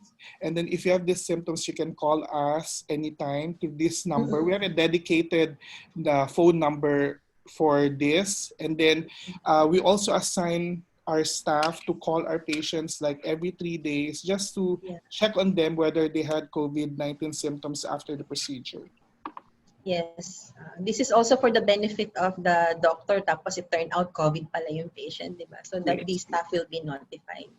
So how long is the average time spent between each endoscopy procedure allotted for cleaning? So disinfection to. Does this translate to increase in endoscopy fee? Good question also. Okay, so for the first question kung how do we prepare yung endoscopy room for the procedure? So usually, pinaka-essential na equipment na ang nasa loob ng endoscopy room. Then after the procedure, so we have to wait kasi kung minsan may mga units kasi na walang negative pressure, di ba? So as long as may HEPA filter tayo nasa loob, tapos what you can do is you can open the windows, di ba? Para at least lalabas yung mga anong tawag dyan, yung mga virus. And then at the same time, so after 2 hours post-procedures, that's the time we do the cleaning. Kasi it will take mga 2 to 3 hours for the viral particles to fall, di ba, sa floor at saka sa equipment. So we have to wait for 2 to 3 hours before cleaning. Then after cleaning, that's the time the next patient will come in. So dapat kung siya sano-seal disinfection ng lahat kung anong nasa loob ng room. And then wall-to-wall cleaning talaga before the next procedure. Yes. And then I think ito yung last na question tungkol sa'yo. With the present increasing trend in number of COVID cases, is it time to open endoscopy units for elective cases, Ian? So as discussed, since medyo syempre critical question yan kasi for the past 3 months kasi syempre may huge impact talaga yan sa practice ng endoscopy, and at the same time we might miss our patients na yung kailangan na talaga mag-endoscopy. So I guess I discussed to you yung stepwise resumption ng elective na procedure guided by the prevalence in the local community, the availability of the manpower, and the PPE supply. So what we're doing right now is we modify our operations and workflow to prevent cross-contamination. So as I discussed before, na elective endoscopy may be considered where there is a downtrend in the new cases. Diba? Pero ang nangyari kasi with the CDUR at saka yung infection rate natin, medyo nasa high side pa. So, syempre, what we usually encourage is yung patient na kailangan talaga mag-endoscopy, like emergency procedure, urgent and semi-urgent. And then yung mga wala naman silang mga symptoms, what we usually advise them to hold off muna until na bumababa na yung kaso ng COVID-19. at saka dapat wala ng kaso ng COVID-19 for at least mga 2 weeks bago natin ma-resume yung mga screening procedures for colon cancer, di ba? Yung mga ginagawa natin na mga screening. So, syempre may cautious pa rin tayo.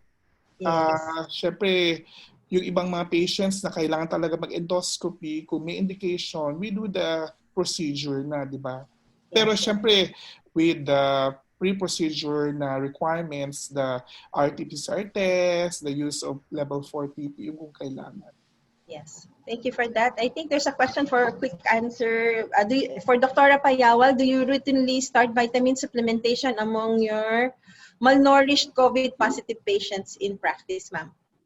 Okay, first of all, malnutrition is actually a identified risk for patients to develop increased mortality. So in such a scenario, there is already a meta-analysis showing giving patients vitamins, but not on supratherapeutic doses.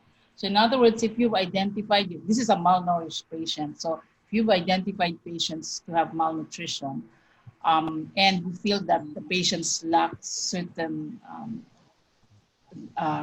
vitamins and minerals, the recommendation by the meta-analysis is actually to use vitamin A, D, and zinc and selenium because they have beneficial as far as the innate host defense mechanisms are concerned, but not to the level of a supratherapeutic dose.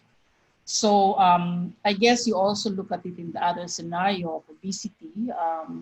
Should you remember that obesity plays a significant role in metabolic associated dysfunction of the liver, so MALD as we now call it. And therefore this subgroup of patients, you have to be very careful in recommendation of exercise and actually other modalities related to the risk to develop COVID infection. So my answer is actually it depends.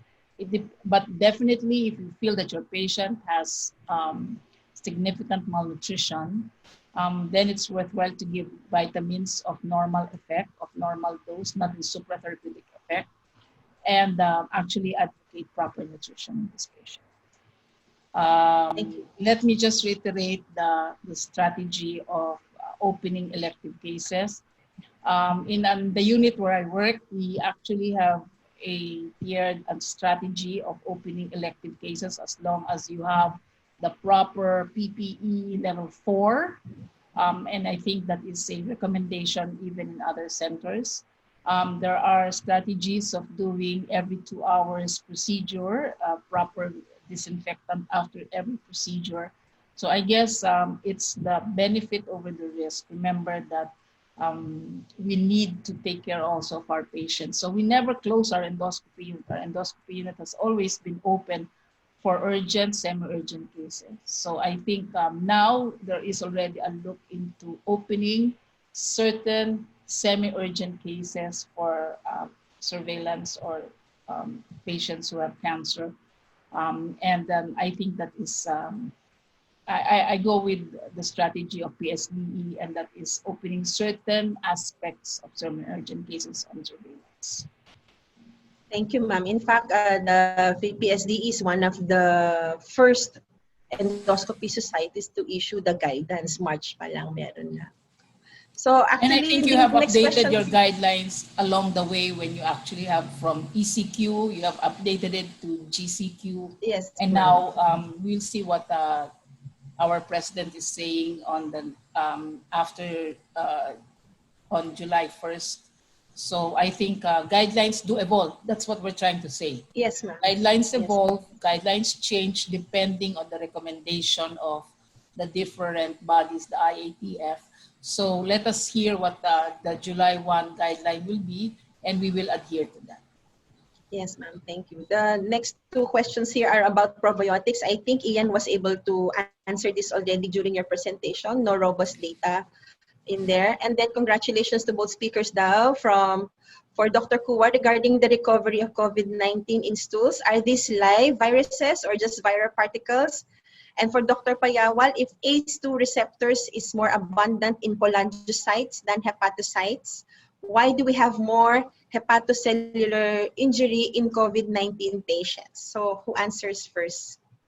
So I'll go first. So I explained to you a while ago that in some studies they were able to extract both the viral particles and the live viruses from COVID-19 positive patients. Let me add to that. That is why the new recommendation now, even to do a rectal exam, is to be on full PPE. So that's the reason now. They have changed different modes of practices right now.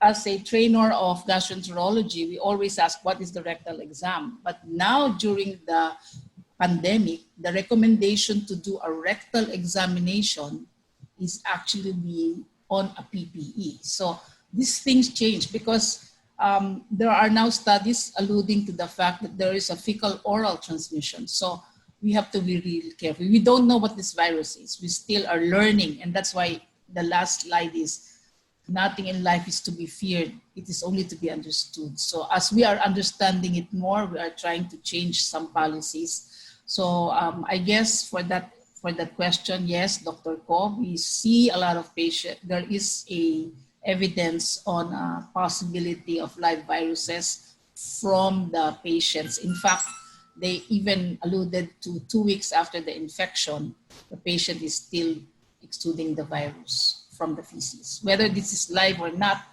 we still need to see the data for that.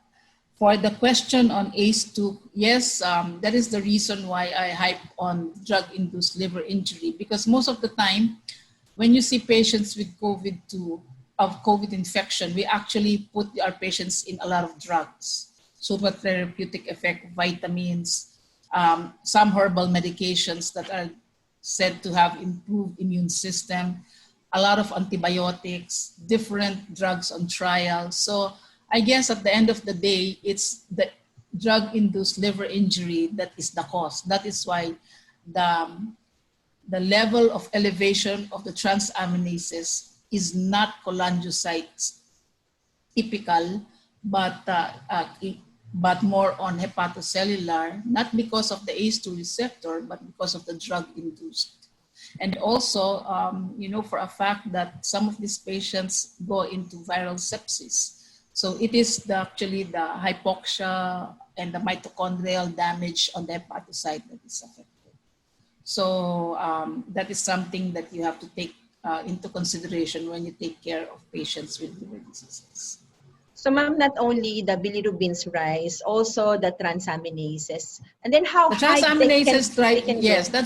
that's what I showed that's why the case that I showed was the transaminase was elevated. So it's actually the transaminases that are elevated. Probably in the end stage, on stage 3, when you have already cytokine storm and all of this, then you now see some patients developing also bilirubin elevation. In that scenario, I showed you that the COVID-19 mortality risk assessment, if your bilirubins are high, you have to be worried. Yes, ma'am. So can they go in transaminases, ma'am? Can they go into thousands or? Yes, I was called into a case where in the transaminases was elevated. So I think in that scenario, you have to look into possibility of alteration of the synthetic and preserved function of your liver. So you get your bilirubins, you get your albumins, see whether the synthetic and preserved function of your liver is affected. Because as you elevate your enzymes very high, the risk already is higher to develop hepatocyte injury and mitochondrial death. So not unless your liver develops adaptation, then you'll probably see already an improvement at the end. But this is a hallmark for you to be very careful in taking care of your patient. With some of these drugs, I read it here, do you give UDCA, Silymarin in this scenario? Well, they claim to have ROS effect, active oxidative stress effect on the liver, but the studies are not there. I think the more important scenario was to remove the inciting agent, so identification. So if your SGPT, SGOT is already more than 5 times the upper limit of the recommendation, and that is what we showed in our clinical practice guideline, is to remove the drug. So you have to identify which of the drugs can cause that. Okay, ma'am. So I think Philippines is endemic for hepatitis B. So talaga, ma'am, kailangan i-check for hepatitis B din yung patients. Yes, And I others. think that's a given. Being in the Hepatology Society for almost 20 years and being one of the cooperators of Hepatology Society of the Philippines, hepatitis B is endemic in our country. So you need to screen your patients properly for hepatitis B infection. And I showed you the guideline. If your patient is on treatment, continue. If you feel that this is a flare, then you need to reassess whether you need to institute therapy, because most of the time it will be a tie-up between disease and the third. So you have to identify if this is part of a cytokine storm or your elevation of your SGPT is due to a flare. So you need to really do your DNAs, RNAs of HCV and see whether this is the effect of it. So hepatitis B DNA is actually recommended if you want to put your patient on treatment for a patient you think is on flare. Thank you, ma'am. So last 6 questions from Facebook, ma'am. So can patients present with symptoms of acute cholecystitis? There are no reports of that. It is the cholangiocyte, not the gallbladder, that is actually the problem. So there is no report on gallbladder inflammation. There is, but that's highly probable, but by hypothesis. But there are no reports on the data that we showed you of 408 patients in the Asia Pacific region. We never had patients who presented gallbladder disease. In the same way that I think one thing that is also noteworthy is some of these patients may have hyperglycemia during the course. So this is during the course of the disease of COVID. So is the pancreas involved? So this is something that you have to also, as you noticed, pancreatic enzymes were not a cause of the initial metabolic panel. So we need to reassess this, and I was trying to get data for that, but there are some evidences probably that the pancreas is also involved. Yes, ma'am. So last 5 questions, so quick answers. So for patients on PPI, are they at increased risk of being infected with COVID? Ian, in your talk, you mentioned about the use of PPI. So I mentioned a hypothesis coming from a Japanese doctor, right? And then I also mentioned the repurposed drugs for the treatment of COVID-19. So in that particular study, it was shown that famotidine, rather than the use of PPE, has a lesser chance for patients with COVID-19 to be intubated, and then I think it improves also mortality. But the data is there, but we need to look into the robust data before we can come into conclusion that PPE can increase the risk of infection with COVID. Yeah, okay. So local studies daw on our sewerage system wala, but I'm glad that Ian, in your presentation you use a lot of local studies, right? So yeah, so that's very nice to take note. I think we need to close quickly na lang to. The advice candidates for elective EGD to self-isolate at home for at least 14 days after suspicious symptoms are resolved. So after, I think Mitch, after the procedure, diba, so we usually give them the parang health declaration form. So as long as they follow yung community quarantine measures, like they use face masks, social distancing, and then yung hand hygiene. So I think there's no need for them to be isolated after the procedure. So basta they need to practice the community quarantine measures para hindi sila magkaroon ng COVID. Right. I think to answer that question, Mitch, is from the PSD side, it would be nice to come up with a survey monkey of all patients who underwent endoscopy and see whether they have symptoms, so we can actually advise them properly. So that's easy to do. So you can actually do a study on that. For all patients with elective or post-EGD, do you develop such symptoms? And it's a checklist system, and we can see whether we can add this to our evolving guidelines. Nice, ma'am. Thank you, ma'am. We'll pick that up. You answered the question already on UDCA, and then the last question is about falsifying the documents. I think this is an ethical issue as well, no? At saka moral, yung falsifying of documents. So I think we covered a lot of things this morning. As you can see, ladies and gentlemen, the discipline of the gastroenterology is very varied, from the liver to the esophagus to the stomach to the intestine, and nutrition included. So I hope that everybody learned a lot this morning, and then hopefully this will translate to better practice in your area. So Dr. Ian Nomerkua, thank you. Dr. Payawa, thank you. Philippine College of Physicians, the Department of Health wishes to thank everyone as well. So thank you, everybody. Goodbye. Thank you. Thank you very much. Bye. Bye. Bye.